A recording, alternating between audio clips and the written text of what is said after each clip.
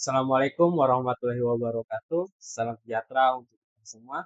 Terima kasih untuk kehadiran teman-teman yang telah hadir di pertemuan kelima kita di mata kuliah Database dan Warehouse. Oke, hari ini kita akan bahas tentang database sistem arsitektur. Nah, di sini untuk database arsitektur ada yang namanya ANSYS Spark 3 Level Arsitektur ya. Di mana di sini ada yang tiga komponen, external level, conceptual level, dan internal level. Nah, sebagai pengguna kita masuk di bagian external level ya. External level ini atau view 1, view sampai tergantung banyaknya orang pengguna. Bisa seperti tadi kemarin kita saya jelaskan. Jadi external view ini contoh mahasiswa, ya, dosen, tenaga administrasi. Nah, itu contoh eksternal dari external view. Nah, sedangkan konseptual adalah konseptual level ini adalah orang yang membangun skema ya, membangun skema bagaimana database ini terhubung dengan external view ya. Dia membangun skemanya. Kondisinya seperti apa ya. Dosen mengakses data dosen ya. Mahasiswa mengakses data mahasiswa. Nah, itu konseptual maksudnya. Nah, yang terakhir adalah internal level ya. Internal skema ini dia membangun kondisi di mana query atau panggilan datanya sesuai dengan kebutuhan dari konseptualnya ya. Jadi di sini prosesnya, jadi mana proses data pengambil database yang mana mau diambil, apakah DB mahasiswa kah, DB dosen kah, atau DB campuran. Nah, ini dibuatkanlah di sini internal skemanya sesuai dengan kebutuhan dari konseptual skema. Oke, ini contoh dari ANSYS Work 3 level arsitektur ya. Nah, ini tadi saya jelaskan di mana external view 1 ini kalian bisa lihat ya, ini adalah data-data yang bisa digunakan ya. Kalau di sini ya nomor, nama full name, habis itu di sini first name, last name, umur dan salary ya. Nah, habis itu untuk yang snap view dia hanya bisa ditampilkan data staf nomor staf, last name-nya dengan kode barangnya ya, kode dance no ini ada kode barang. Nah, di konseptual semua data ini akan terhubung ya, semua data akan terhubung di konseptual. Nah, di bagian internal level data-data tadi distrukturkan. Ya, ini kita tidak akan terlalu belajar ya. Jadi ini bahas tentang integer, char name, ya, char, habis itu structure date, plot, dan lain sebagainya. Nah, ini dah internal level. Internal level tuh lebih ke arah struktur penulisan dari code dari database-nya. Database itu menggunakan cuma huruf kah atau cuma angka kah? Oke, external level adalah merupakan level individu user dan sudah saya jelaskan tadi cara pandang user terhadap database, pengguna data untuk pengguna yang berbeda, dosen-dosen, mahasiswa-mahasiswa, tenaga administrasi. Nah, cara pandang secara eksternal hanya terbatas pada entitas, atribut dan hubungan antar entitas yang diperlukan ya sesuai dengan kebutuhan. Ya, kalau akademik ya sesuai dengan akademik gitu ya. Oke, selanjutnya adalah conceptual view ya. Conceptual tadi sudah saya jelaskan ya bagaimana membangun suatu skema di mana gabungan database ya. Jadi database itu semuanya gabungan di konseptual nanti baru dipilih yang mana mau digunakan gitu ya. Nah, tujuannya adalah menggambarkan enterprise secara lengkap, bagaimana data tersebut digunakan dan bagaimana aliran data di dalam enterprise. Nah, itu kegunaan data untuk setiap proses dan proses kontrol dan auto audit yang diberikan pada setiap proses. Jadi konseptual itu sudah saya jelaskan di sebelum tadi. Dia adalah uh, pros uh, kerangka, bukan kerangka sih, perintah-perintah yang digunakan untuk memanggil suatu data dari internal. Data mana yang mau dipanggil gitu, sesuai dengan kebutuhan. Oke, internal view adalah merupakan level tertentu dari representasi dari keseluruhan database. Nah, ini sudah saya jelaskan tadi. Kita anggap aja lah kayak tadi penjelasannya adalah bagian code-nya, ya, coding ya, apa bahasa bahasa database ya. Itu ya akan terlalu bahas itu.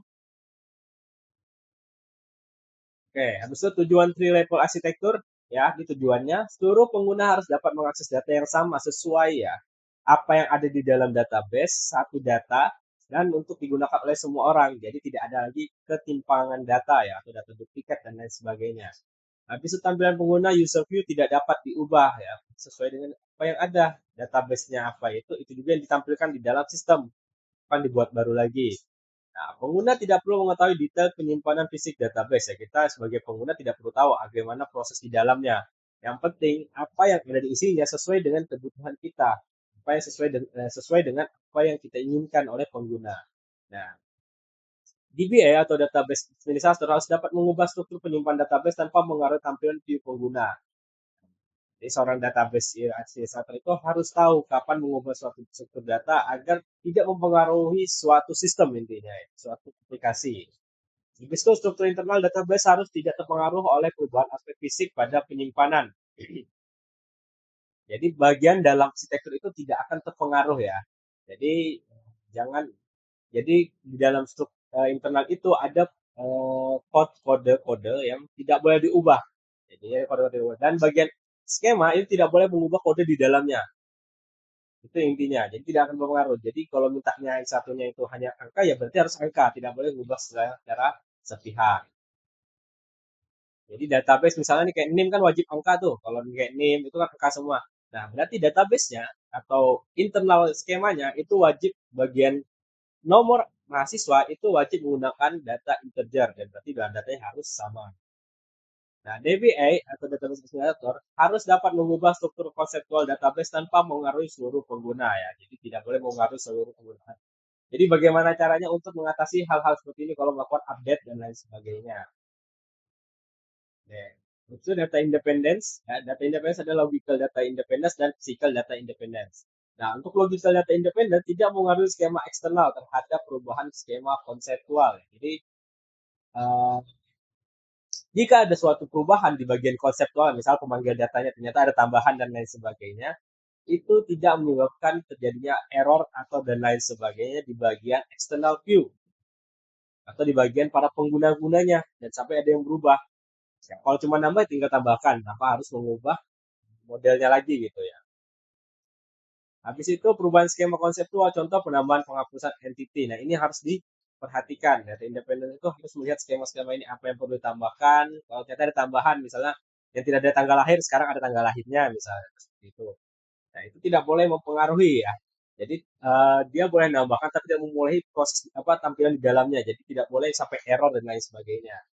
Tidak memerlukan perubahan skema eksternal atau penulisan ulang program aplikasi. Di bagian logical data ini, kita tidak perlu melakukan namanya perubahan skema ya. Karena jelas di bagian eksternal itu sudah jelas. Yang ditampilkan adalah data-data mahasiswa. Tidak boleh data dosen ditampilkan di dalam data mahasiswa.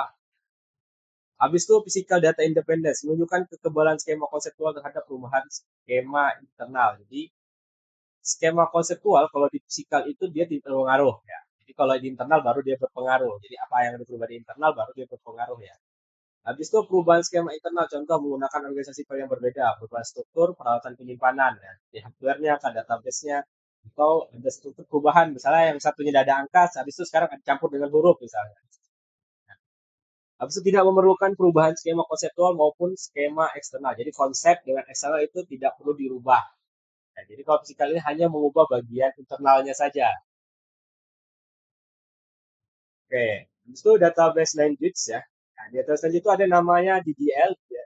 Data Definition Language, ya bahasa yang memungkinkan DBA atau user mengidentifikasi data, sudah kita ajarkan sebelumnya.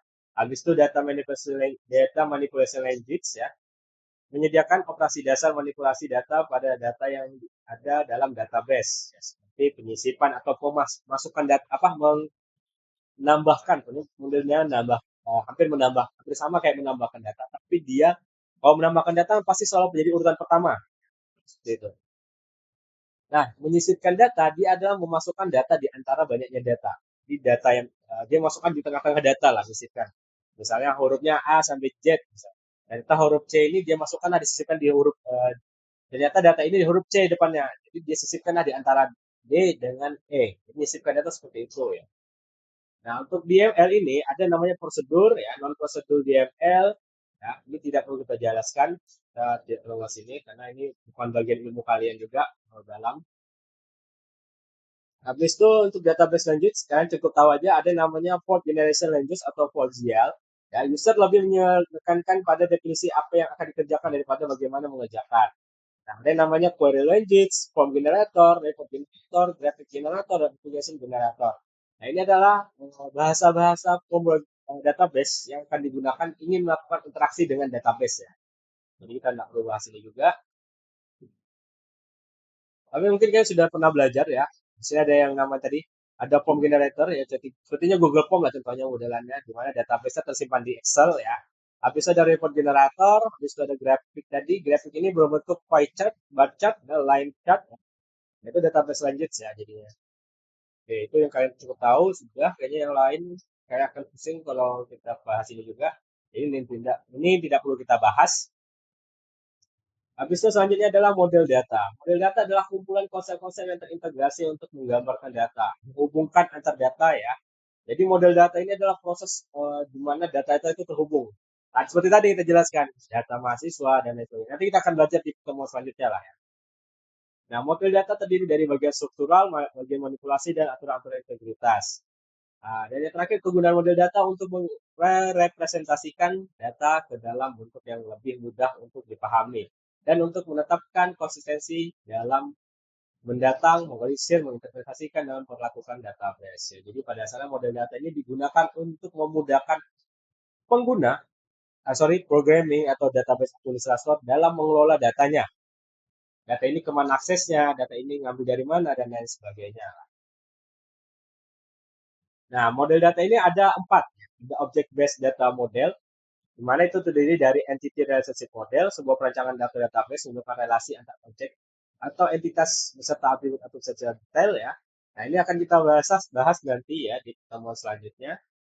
Di sini kita silakan baca ya, di mana semantik model ini simbol-simbol ya. Mungkin kita akan bahas ini lebih lanjut di pertemuan selanjutnya. Kita bahas saja dulu. Sini ada namanya object based data model, record based data model, ya, physical data model, dan conceptual modeling. Nanti kan kita pelajarin di pertemuan selanjutnya ya. Kita akan coba membangun suatu perancangan database ya. Oke, nah ini komponen dari software database. Kita sudah belajar ke database kemarin, dan ini komponen softwarenya ya, di softwarenya lagi ya. Tadi kemarin DBS ya. Ini softwarenya di dalamnya lagi ya. Di mana di dalam software itu ada namanya programmer, user, dan DBA, database administrator ya. Programmer dia membuat aplikasi ya. Membuat aplikasi, user ini meminta query data, dan DBA ini melakukan database skema. Jadi membangun suatu database. Nah, mereka punya masing-masing nih, saling terhubung datanya ya. Karena DML, habis itu dia mengambil data, dan lain sebagainya ya. Nah, ini hubung-hubungannya. Kalian bisa lihat, DML ini mengambil data, membuat detail compiler.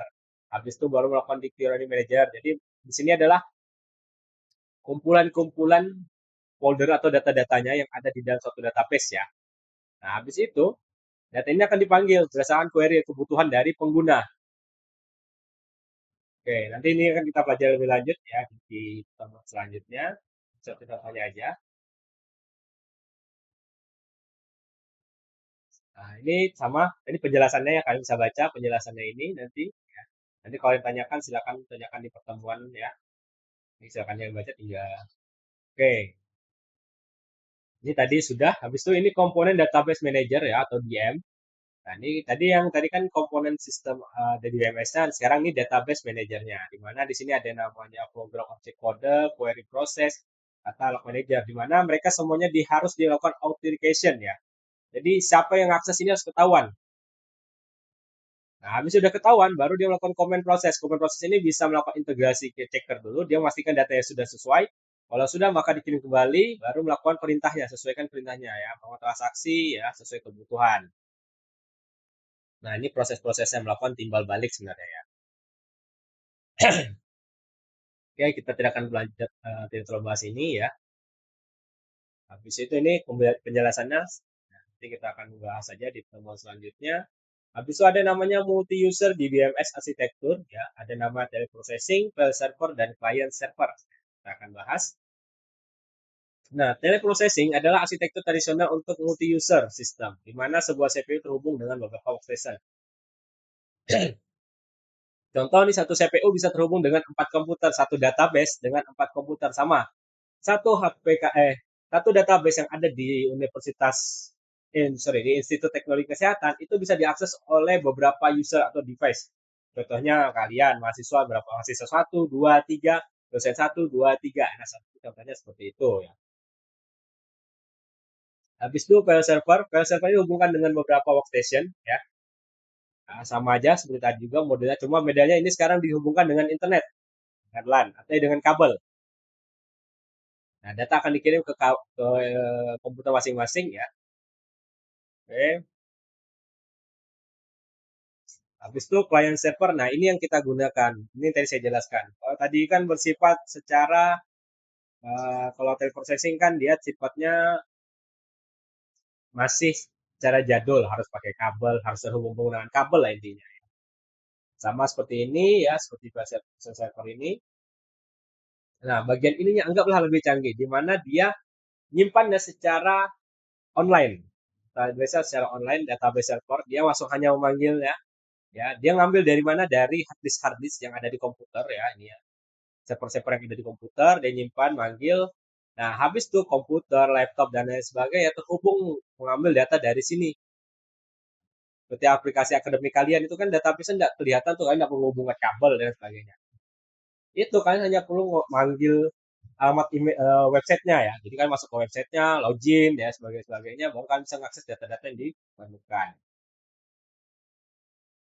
Nah, ini transaction kita nggak perlu belajar sampai ke sini ya untuk prodi kalian. Nah, ini transaction processing monitor sama, nggak perlu belajar ini juga. Tapi kalau kalian nanti silakan, kalau kalian mau tanyakan tentang ini, nggak apa-apa, nanti saat pertemuan silakan ditanyakan ya. Tapi kita tidak terlalu bahas ini karena memang bukan sudah ranah keilmuan kalian ya. Oke, ini juga dia buat dulu, sudah full system ABS. Oke, nah, untuk materi hari ini cukup itu saja apa yang saya sampaikan.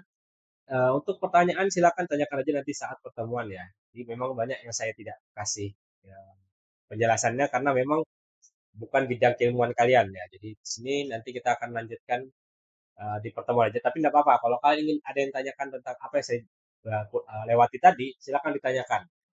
Nanti kita bahas di pertemuan. Untuk pertemuan hari ini saya akhiri. Assalamualaikum warahmatullahi wabarakatuh.